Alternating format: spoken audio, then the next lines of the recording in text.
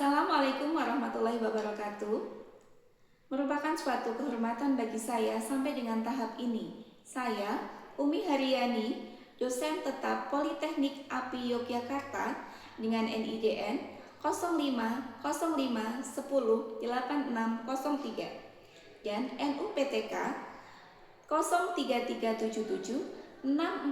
03377646652304343. Video yang saya buat ini merupakan pernyataan diri saya sebagai dosen dalam unjuk kerja Tridharma Perguruan Tinggi PDD UKT-PT bidang pengajaran sertifikasi dosen tahun 2026. Perkenankan saya menjelaskan mata kuliah yang saya ampuh, yaitu mata kuliah Akuntansi Pariwisata dengan kode AP643. Media pembelajaran dalam mata kuliah ini saya menggunakan Google Classroom, Google Form, dan juga WhatsApp Group.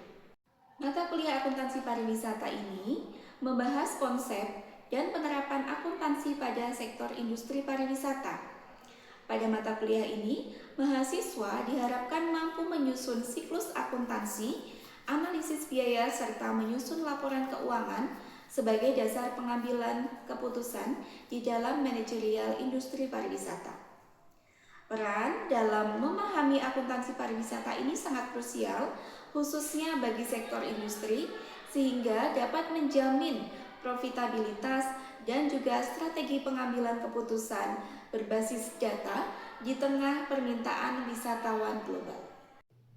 Adapun CPL pada mata kuliah akuntansi pariwisata, yaitu CPL P1, memahami konsep akuntansi keuangan dan siklus akuntansi.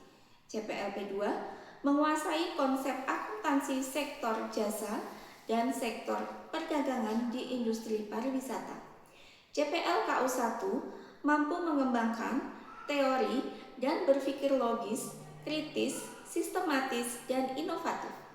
CPL KK1 mempunyai keterampilan dalam menyusun laporan keuangan sesuai standar akuntansi yang berlaku pada industri pariwisata. CPL KK2 memiliki kemampuan analisis laporan keuangan guna pengambilan keputusan. Adapun untuk capaian pembelajaran mata kuliah, CPNK1 menjelaskan konsep dasar akuntansi pada industri pariwisata. CPNK2 mengidentifikasi transaksi keuangan usaha pariwisata. CPNK3 menyusun jurnal umum dan jurnal khusus. CPNK4 menyusun buku besar dan neraca saldo. CPNK5 menyusun jurnal penyesuaian. CPNK6 menyusun laporan keuangan perusahaan jasa pariwisata. CPNK7 melakukan analisis laporan keuangan, dan CPNK8 mengaplikasikan sebagai project learning. Di dalam mata kuliah akuntansi pariwisata terdapat 16 kali pertemuan, diantaranya pertemuan pertama, RPS dan konsep ruang lingkup akuntansi. Pertemuan kedua, persamaan dasar akuntansi. Pertemuan ketiga, laporan keuangan entitas jasa berdasarkan persamaan dasar akuntansi. Pertemuan keempat, pencatatan transaksi entitas jasa dan membuat pencatatan dalam jurnal umum dan posting buku besar. Yang kelima, membuat neraca saldo berdasarkan rekapitulasi saldo rekening laporan. Yang keenam, identifikasi transaksi penyesuaian dan membuat pencatatan dalam jurnal umum. Yang ketujuh, menyusun laporan keuangan jasa berdasarkan laporan keuangan sesuai standar. Yang kedelapan, ujian tengah semester. Pertemuan 9-10 menerapkan pencatatan persediaan entitas perdagangan. Pertemuan ke-11-12 pencatatan persediaan entitas perdagangan berdasarkan kelompok dan buku jurnal khusus. Pertemuan ke-13 pencatatan persediaan entitas perdagangan berdasarkan pencatatan pada kelompok buku besar khusus. Pertemuan ke-14 membuat neraca saldo berdasarkan rekapitulasi buku besar umum. Pertemuan ke-15 menyajikan laporan keuangan entitas perdagangan dan juga entitas jasa berdasarkan standar akuntansi keuangan dan menerapkannya dalam industri pariwisata. Pertemuan ke-16 Ujian akhir semester by project, yaitu menyusun dan menyajikan laporan keuangan entitas berdasarkan standar akuntansi keuangan yang berlaku.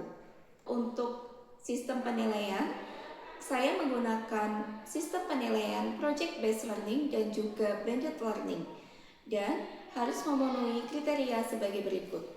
Untuk tugas harian sebesar 45%, nilai kuis partisipasi dan kedisiplinan sebanyak 15% dengan minimal kehadiran 70%, nilai ujian tengah semester 20% dan nilai ujian akhir semester 20%. Demikian tadi penjelasan untuk mata kuliah dan juga rencana pembelajaran semester.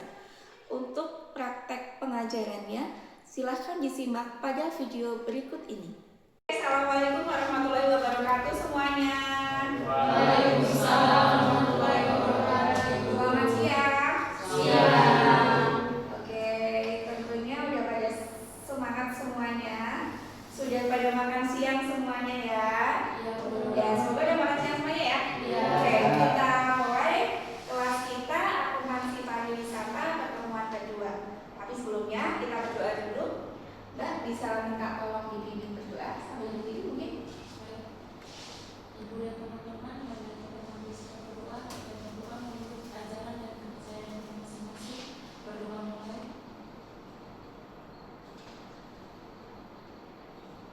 Doa selesai. Terima kasih, semoga semakin semangat. Kita biar fokus, yel-yel dulu seperti biasanya ya. Tepuk fokus. Aku siap fokus. Oke, semuanya siap ya? Siap. Oke, jadi pertemuan kedua ini kita di persamaan dasar akuntansi. Nah, persamaan dasar akuntansi ini mengacu pada EPS yang pernah Ibu set di pertemuan pertama. Ya, pertemuannya di 100 menit. Nanti kalian diharapkan mampu untuk memahami persamaan dasar akuntansi, baik itu nanti persamaan dasar di perusahaan jasa maupun perusahaan dagang. Oke. Kemudian nanti akan saya minta kalian untuk membagi dua kelompok ya, masing-masing nanti presentasi ya, karena memang metodenya di sini presentasi interaktif. Kalian nanti saling tanya, jawab, dan juga menganalisis suatu perusahaan dan juga gimana ketika nanti kalian sudah memahami persamaan dasar akuntansi, mengaplikasikannya ke dalam laporan keuangan ya. Begitu. Jadi ini sesuai RPS yang kemarin. Untuk RPS dan juga materi nanti kalian bisa download di Classroom yang Ibu share ya. Nanti akan saya share untuk aksesnya. Oke, kembali lagi ke materi. Jadi saya yakin kalian sudah nggak asing dengan istilah-istilah ini ya teman-teman ya. Terminologi dalam akuntansi itu istilahnya ada kas, ada piutang usaha, ada perlengkapan kantor, ada peralatan kantor, ada kendaraan, kemudian ada bangunan, ada tanah, dan lain-lain ya teman-teman ya. Jadi ketika nanti kalian mungkin melihat laporan posisi keuangan, kalian nggak akan asing dan akan sering bertemu dengan ini. Utang usaha, ada modal saham, ada laba ditahan, ada dividen, ya banyak sekali ya. Nanti menyesuaikan saja dengan bentuk perusahaannya, dia bergerak di bidang apa gitu ya. Nah, tapi sebelumnya teman-teman, sebelum Ibu lebih jauh lagi ke persamaan dasar, sebenarnya fungsi dari laporan keuangan sendiri apa? Kemarin kan kita sudah bahas tuh waktu itu akuntansi ya. Ada yang bisa jawab? Ya, oke. Laporan keuangan itu berfungsi sebagai peta kesehatan di dalam perusahaan itu. Dari situ kita bisa mengambil keputusan ataupun sebenarnya apa yang kita lakukan di dalam perusahaan itu, dan juga berfungsi untuk sebagai pedoman dalam membayar pajak. Oke, betul sekali ya, bisa menjadi pedoman. Jadi selain pedoman untuk membayar pajak, akuntansi sendiri juga sebagai bagian dari pengambilan keputusan mau dibawa kemana perusahaannya dalam berapa tahun ke depan gitu ya. Siapa saja penggunanya? Pengguna laporan keuangan siapa?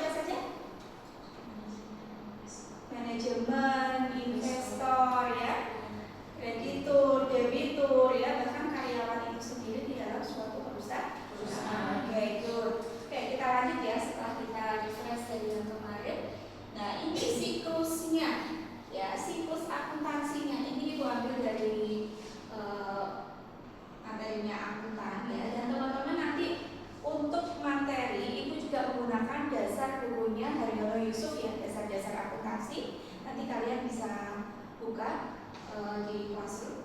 Ya. Nah, di sini siklus akuntansi itu berawal dari transaksi ya teman-teman ya. Transaksi kemudian ke pencatatan jurnal, kemudian digolongkan ke buku besar ya, kemudian ke neraca saldo, kemudian ke jurnal penyesuaian jika ada, kemudian ke neraca saldo setelah penyesuaian, kemudian laporan keuangan, jurnal penutup, dan lanjut ke neraca saldo penutupan, dan ketika akhir periode itu ada jurnal baliknya gitu ya. Paham ya sampai di sini ya teman-teman ya? Oke. Nah, saya minta nanti teman-teman juga bisa lanjutkan di dalam prakteknya ya teman-teman. Nah, ini adalah gambaran dari laporan posisi keuangan. Ketika teman-teman membuka laporan keuangan, kan laporan keuangan di sini misalkan laporan posisi keuangan ya. Kan kita bagi dua gini ya teman-teman ya. Di sini ada aktiva, di sini ada apa? Pasiva. Nah, aktiva itu ada di sini ya. Dia merupakan sumber kekayaan harta perusahaan. Kemudian pasiva ini merupakan kewajiban dan juga modal ya. Hutang masuk ke sini juga. Ya.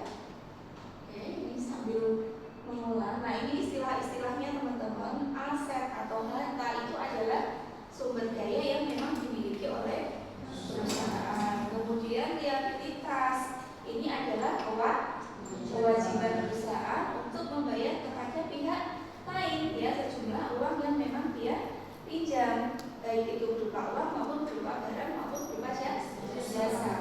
Kemudian ekuitas ini adalah hak residu atas aset perusahaan setelah dikurangi semua kewajiban. Nah, inilah persamaan akuntansinya ya. Persamaan akuntansi adalah persamaan yang menunjukkan jumlah harta yang memang itu merupakan kekayaan bagi perusahaan, dan dia akan selalu sama dengan jumlah liabilitas dan ekuitas. Jadi ketika kita merumuskan itu seperti ini ya teman-teman. Aset atau harta sama dengan utang atau kewajiban plus ekuitas atau modal. Atau ketika dibalik, aset harta ini dikurangi kewajiban itu merupakan modal atau ekuitas ya. Mudah ya? Mudah dipahami ya teman-teman ya? Oke, kalau gitu nah ini bagian dari turunannya. Aset ya ketika dijabarkan lagi sama dengan kewajiban plus ekuitas ada penjabarannya lagi. Apakah dia ada modal saham, apakah ada laba ditahan. Kemudian laba ditahan ini dipengaruhi oleh pendapatan dan juga beban dan biaya, ataupun ketika ada pembagian ke para pemegang saham dividen ya, maka bisa diurangi dividen pemegang saham. Nah, ini jenis-jenis transaksi yang mempengaruhi terhadap ekuitas ya, nanti bisa dilihat. Nah, kemudian setelah ini teman-teman, kalian ibu minta untuk mempresentasikan dari kasus yang akan saya berikan. Jadi dari kelas ini silahkan dibagi menjadi dua kelompok ya. Sekarang silahkan setelah kelompok terbentuk, kalian diskusi. Yang sini ibu kasih tugas untuk membuat siklus perusahaan jasa, ciri-ciri perusahaan jasa. Kemudian nanti saya akan kasih satu jenis transaksi. Kemudian yang di sini ini merupakan perusahaan dagang ya, jadi berperan sebagai akuntan perusahaan dagang. Sebutkan ciri-ciri perusahaan dagang. Kemudian nanti kalian juga harus membuat siklus akuntansi perusahaan dagang. Kemudian nanti ada contoh satu untuk persamaan dasar akuntansinya.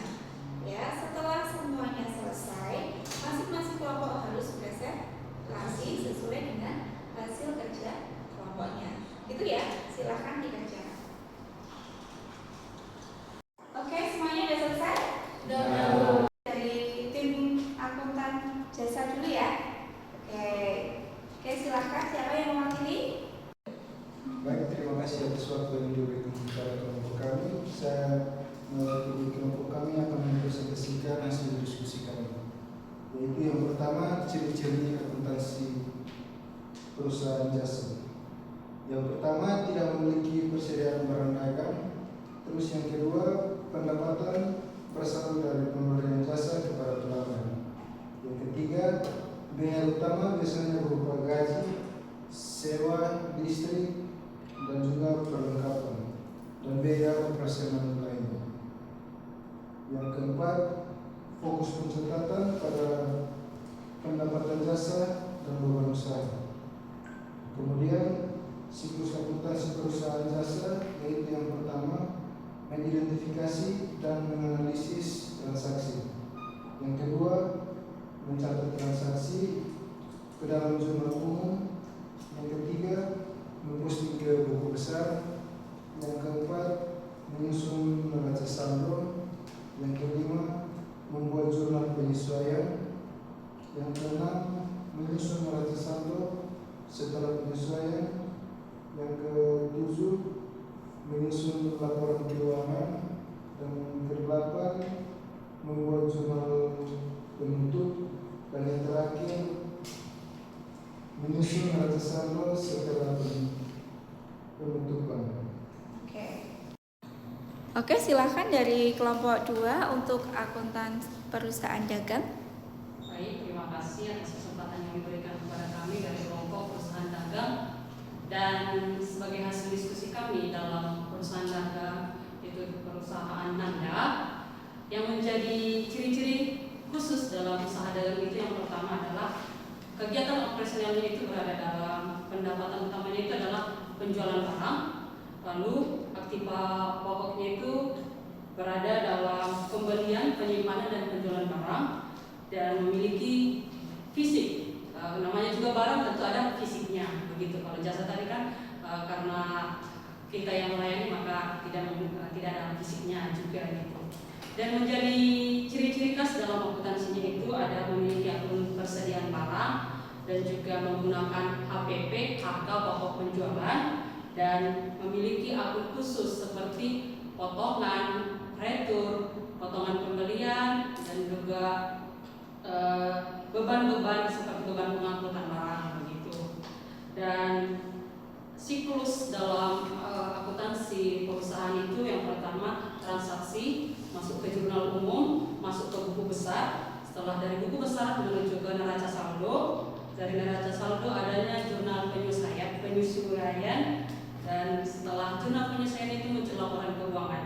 Setelah laporan keuangan ada juga kembali lagi jurnal penutup. Setelah jurnal penutup ada neraca saldo penutup, dan setelah itu jurnal kembali. Demikianlah hasil diskusi kami. Atas perhatiannya kami ucapkan terima kasih. Terima kasih Bu. Oke, close buat kelompok 2. Dua kelompok sudah presentasi ya. Jadi ketika kalian sudah memahami bidang masing-masing perusahaan, kalian akan mudah menggolongkan transaksi ya. Karena kita kan akuntansi pariwisata ya teman-teman ya. Jadi ketika nanti di hotel, di travel ya, atau di restoran, itu kan pasti kita akan menghadapi beberapa transaksi yang mungkin ini perdagangan, oh ini jualan kamar, oh ini servis saja gitu ya. Kita akan lebih bisa memahami dan menuangkannya ke dalam transaksi tadi dengan menggunakan persamaan dasar akuntansi. Oke, sekarang Ibu akan kasih contoh persamaan dasar akuntansi yang memang biasa digunakan untuk perusahaan jasa dan juga perusahaan dan dagang. Oke, jadi di sini Ibu akan ngasih satu soal ya untuk persamaan dasar. Kalau perusahaan dagang dan perusahaan jasa untuk modal awal pasti pencatatannya sama ya, karena dia akan masuk ke kas dan juga dia akan masuk ke modal kalau dia disetor secara tunai, tergantung dia akan masuk ke mana ya. Jadi yang mesti Ibu lewatin saja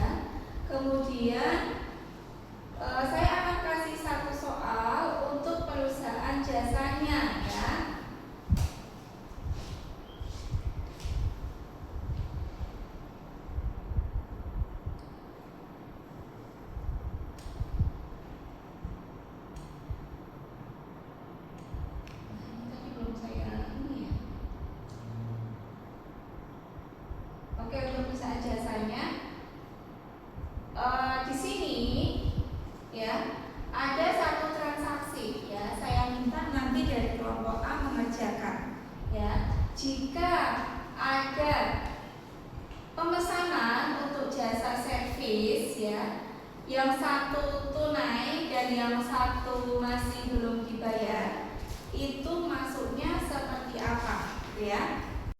Nah, teman-teman, ini adalah salah satu contoh transaksi untuk perusahaan jasa, ya.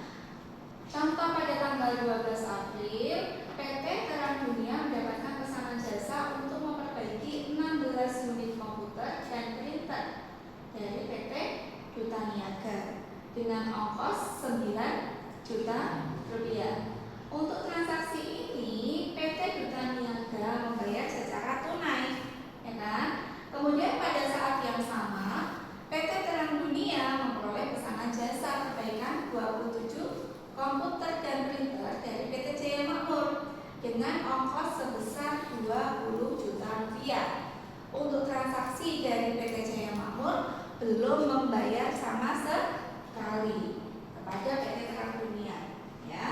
Oke, silahkan dikerjakan, Mas. Oh ya.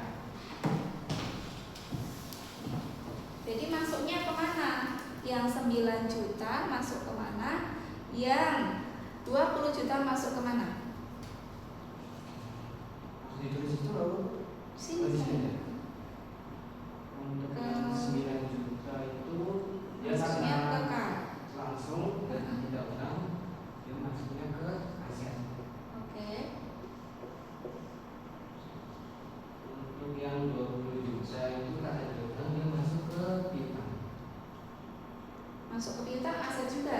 Masuk ke piutang. Oke. Sehingga kalau kalian lihat ya, setelah tadi kita memasukkan setiap akun ya sesuai dengan transaksi, untuk yang baris kedua ini adalah sesuai transaksi ini ya teman-teman ya. Yang 9 juta dia akan masuk ke kas ya karena dibayar secara tunai. Kemudian yang 20 juta dia akan masuk ke piutang karena dia dibayar secara kredit, belum dibayar atau alias masih dicicil ya. Dan yang berpengaruh selain aset adalah ekuitas, yaitu laba di saham. Itu ya teman-teman ya. Oke, dari transaksi ini saya harap kalian lebih mudah untuk mendaftarkan masing-masing transaksi masuk ke akun mana, gitu ya. Bisa dipahami teman-teman? Bisa. Oke, dari belajar persamaan dasar akuntansi ini kira-kira kalian mendapatkan apa sih? Silakan, siapa yang mau berpendapat? Saya, Oke. jadi menurut saya itu sangat bermanfaat. Kenapa? Karena lebih paham dalam analisis transaksi. Karena dengan persamaan dasar akuntansi ini, saya sangat dimudahkan dalam setiap transaksi untuk mengkategorikan masuk ke akun yang mana saja. Oke, jadi lebih mudah untuk mengkategorikan Ya. setiap transaksi akan kita masukkan ke akun yang mana. Jadi lebih enak kan kita mengkategorikan dengan persamaan dasar akuntansi ini. Ada yang lain yang mau berpendapat? Saya Bu, Oke, silahkan. persamaan dasar akuntansi juga disimpulkan bahwa sebagai peta kompas dan alat verifikasi otomatis dalam seluruh aktivitas keuangan. Tanpa pemahaman dasar akuntansi atau persamaan dasar akuntansi ini, pencatatan keuangan bisa saja menjadi acak dan rawan kesalahan. Jadi lebih enak dan lebih fokus to the point, tidak acak-acakan gitu ya. Oke, berarti semuanya sudah paham ya teman-teman ya. Jadi setelah memahami persamaan dasar akuntansi tadi, setelah mencoba mengerjakan setiap transaksi tadi, kalian lebih mudah mengkategorikan ke setiap akun-akun digolongkan kemana, ya. Sehingga harapannya untuk pertemuan selanjutnya kalian bisa mengerjakan laporan keuangan dari transaksi-transaksi yang akan Ibu berikan di pertemuan selanjutnya. Itu ya teman-teman ya. Untuk selanjutnya ada tugas, yaitu tugas tentang memasukkan transaksi-transaksi ke dalam persamaan dasar akuntansi.